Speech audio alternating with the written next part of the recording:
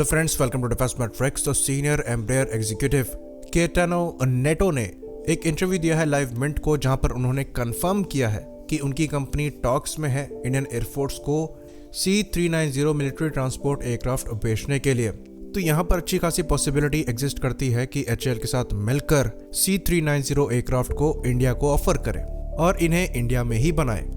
Although AN-32 के replacement के तौर पर C-295 एयरक्राफ्ट जो कि इंडिया में बनाया जा रहा है उसे ही एज एन ऑप्शन चूज किया जाए, पर मीडियम लिफ्ट कैटेगरी में हो सकता है C-390 के चांसेस जो हैं अच्छे नजर आए, क्योंकि रशिया के साथ मिलकर इंडिया द्वारा एक MTA प्रोग्राम चलाया जा रहा था मीडियम ट्रांसपोर्ट एयरक्राफ्ट के लिए, जो कि अल्टीमेटली कैंसिल हो गया, जिसके अंतर्गत अराउंड 100 के आसपास एयरक्राफ्ट इंडिया को प्रोक्योर करने थे। तो हो सकता है उस रिक्वायरमेंट को C-390 पूरा करे फ्यूचर में।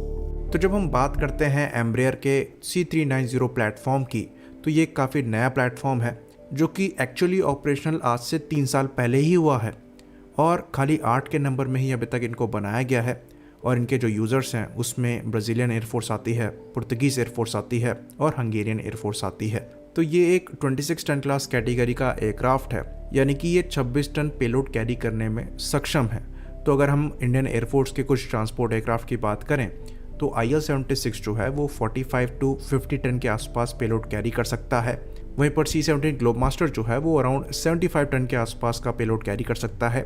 छोटे प्लेटफॉर्म की बात करें जिसमें AN-32 जैसे प्लेटफॉर्म है, ये 7 यानी कि 7 टन के आसपास का पेलोड कैरी कर सकते हैं।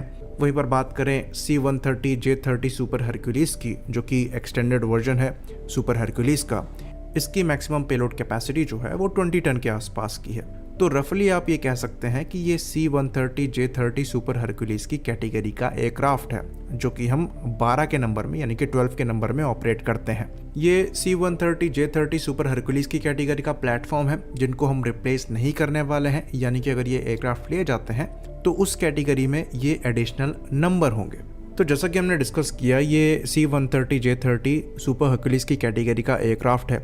तो अगर हम इसको एज एन AN-32 रिप्लेसमेंट देखते हैं तो ये कैटेगरी में फिट नहीं होता, क्योंकि AN-32 जो है वो 7 टन कैटेगरी का एयरक्राफ्ट है, जैसा कि C-295 है जिसको एवरोस को रिप्लेस करने के लिए लिया गया है। तो लॉजिकली C-295 को इन एयरक्राफ्ट को रिप्लेस करना चाहिए, क्योंकि सिमिलर कैटेगरी के एयरक्राफ्ट है। अगर आपको याद हो, इंडिया और रशिया के बीच में एक MTA नाम का प्रोजेक्ट चलने वाला था, यानी कि मल्टीपर्पस ट्रांसपोर्ट एयरक्राफ्ट का, जिसके अंतर्गत 15 से 20 टन क्लास कैटेगरी का यानी कि 15 टू 20 टन क्लास कैटेगरी का एक ट्रांसपोर्ट एयरक्राफ्ट बनाना था, जो कि जेट इंजन पावर होता जैसा कि C-390 है। तो उस एयरक्राफ्ट को AN-32 का रिप्लेसमेंट देखा जा रहा था, जो कि कैपेसिटी शिफ्ट होता और ओवरऑल जो इंडियन आर्म फोर्सेस की लिफ्टिंग कैपेसिटी है उसको सिग्निफिकेंटली बढ़ाता, जैसा कि हमको चाइना को टैकल करने के लिए चाहिए। तो इस प्रोजेक्ट के अंतर्गत करीबन 100 के आसपास एयरक्राफ्ट जो हैं वो बनाए जाने थे as an AN-32 replacement Indian air force के लिए। पर अनफॉर्चुनेटली या फिर फॉर्चुनेटली ये जो प्रोग्राम है वो आगे नहीं बढ़ सका और ये प्रोजेक्ट जो है वो स्टॉल कर गया। लेकिन अगर C-390 को यहाँ पर देखा जा रहा है एक पोटेंशियल MRTA के रिप्लेसमेंट के तौर पर, यानी कि मल्टी रोल ट्रांसपोर्ट एयरक्राफ्ट के रिप्लेसमेंट के तौर पर, तो यहाँ पर जो नंबर्स हैं वो 100 के ऊपर हो सकते हैं और हम यहाँ पर इन एयरक्राफ्ट का इंडिया में प्रोडक्शन जो है वो एक्सपेक्ट कर सकते हैं। तो क्वेश्चन ये उठता है कि इनके रिक्वायरमेंट जो है वो अब सामने निकल कर क्यों आ रही है। तो इनके पीछे कई रीज़न हो सकते हैं।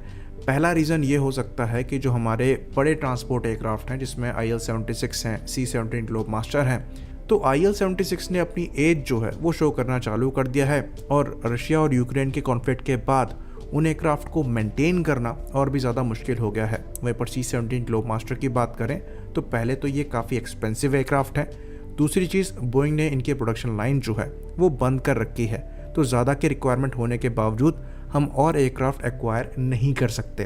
और वेरी हैवी ट्रांसपोर्ट कैटेगरी में अगर आप एयरक्राफ्ट को देखेंगे जो कि प्रोडक्शन में है, तो खाली आपको IL-76 का MD-90A वर्जन मिलेगा। और अभी की सिचुएशन को देखकर ऐसा लगता है कि जो इंडियन एयरफोर्स है वो रशिया पर और डिपेंड नहीं होना चाहती है।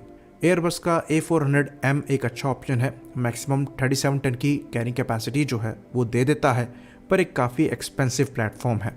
तो हमारी जो कार्गो लिफ्ट रिक्वायरमेंट है वो अच्छी खासी है, क्योंकि इंडियन आर्मी जो है वो दुनिया की दूसरी सबसे बड़ी आर्मी है, इसलिए लॉजिस्टिक सप्लाई, ट्रूप ट्रांसपोर्ट ये काफ़ी इंपॉर्टेंट टास्क हैं इंडियन एयरफोर्स के लिए। और सिचुएशन बिगड़ने पर जो रैपिड डिप्लॉयमेंट है वो तब अच्छा हो सकता है अगर आपकी ट्रांसपोर्ट कैपेसिटी जो है वो काफ़ी अच्छी हो। और जिस तरह की सिचुएशन अभी चाइना के साथ चल रही है, इसको देखकर ऐसा लगता है कि हमें अपनी स्ट्रगलिंग ट्रांसपोर्ट फ्लीट को इम्प्रूव करने की ज़रूरत है, जिसके लिए इंपॉर्टेंट स्टेप्स जो हैं उनको जल्दी लेने की ज़रूरत है।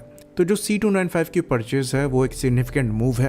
करीबन 56 एयरक्राफ्ट हमने खरीदे हैं, जिनसे हम HS-748 एवरोस को रिप्लेस करेंगे। 16 एयरक्राफ्ट जो हैं वो डायरेक्टली स्पेन से आएंगे और बचे 40 एयरक्राफ्ट जो हैं उनको टाटा एडवांस्ड सिस्टम द्वारा बनाया जाएगा इंडिया में ही। बाकी अगर C390 को भी हम AN32 के रिप्लेसमेंट के तौर पर लेकर आते हैं तो ये एयरक्राफ्ट भी इंडिया में ही मैन्युफैक्चर होंगे, क्योंकि हम 100 के ऊपर नंबर्स को ले रहे हैं और हमारे द्वारा ये डेफिनेटली इंश्योर किया जाएगा कि इनको इंडिया में ही बनाया जाए और मेक इन इंडिया मॉडल के अंतर्गत ही इन एयरक्राफ्ट को लिया जाए। एयरक्राफ्ट की बात करें तो एयरक्राफ्ट का जो डिज़ाइन है वो हाई विंग डिज़ाइन है, जैसा कि C-17 ग्लोबमास्टर का है, और डिज़ाइन काफ़ी हद तक मेल खाता है C-17 के डिज़ाइन से। बाकी fly by wire control system यहाँ पर दिया गया है और जो इंजन यहाँ पर यूज़ किए गए हैं ये इंटरनेशनल एरो इंजन्स के IAE V2500 इंजन्स हैं, जो कि काफ़ी रिलायबल इंजन है और एयरबस के A320 एयरक्राफ्ट में लगे हुए हैं। तो मैक्सिमम थ्रस्ट यहाँ पर आपको 130 किलोन्यूटन्स का मिल जाता है और ये काफ़ी एफिशिएंट इंजन भी है। बाकी कॉकपिट की बात करें तो कंप्लीट ग्लास कॉकपिट है यहाँ पर, और ये air to air refilling perform कर सकते हैं और बिना एयर टू एयर रिफिलिंग के भी आपको अच्छी खासी मैक्सिमम रेंज मिल जाती है। करीबन 6000 किलोमीटर के आसपास ये 14 टन पेलोड के साथ बिना रिफिलिंग के ट्रैवल कर सकते हैं। वहीं पर अगर आप इसे मैक्सिमम रेंज तक स्ट्रेच करते हैं ऑक्सिलरी फ्यूल टैंक्स को लगाकर, तो करीबन 8500 किलोमीटर के आसपास की आपको रेंज मिल जाती है। बाकी रिफ्यूलिंग करके तो आप इसकी रेंज बढ़ा ही सकते हैं। बाकी यहाँ पर एक बार में 80 ट्रूप्स आ सकते हैं, 66 पैराट्रूपर्स आ सकते हैं और 74 स्ट्रेचर्स आ सकते हैं। बाकी ये मल्टीपर्पज़ एयरक्राफ्ट है, तो इससे रिकॉनिजेंस और एयर टू एयर रिफिलर के भी रोल्स जो हैं वो कराए जा सकते हैं, जिसके लिए यहाँ पर डिफरेंट पॉड्स जो हैं वो लग सकते हैं। तो यहाँ राफेल का लाइटिंग पॉड लग सकता है और कोबैम का 900E in flight refuelling pod लग सकता है। बाकी यहाँ पर DIRCM को भी दिया गया है सेल्फ डिफेंस के लिए, यानी कि डायरेक्शनल इंफ्रारेड काउंटर मेजर्स को। साथ ही साथ यहाँ पर आपको रडार वार्निंग रिसीवर, चाफ और फ्लेयर डिस्पेंसर सिस्टम, साथ ही साथ emergency electric power generator system, dual heads up display, continuously computed drop points यानी कि CCDP, और इसके साथ साथ NVG कंपैटिबल कैबिन जैसे फीचर्स जो हैं वो मिल जाते हैं, जैसा कि एक मिलिट्री एयरक्राफ्ट से एक्सपेक्ट किया जाता है।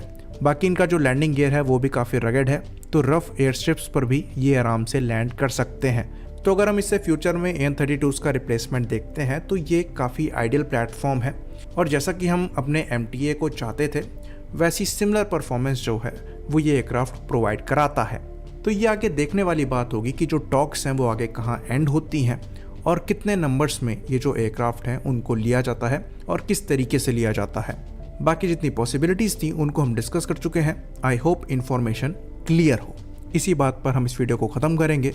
लाइक करिए, सब्सक्राइब करिए। जय हिंद।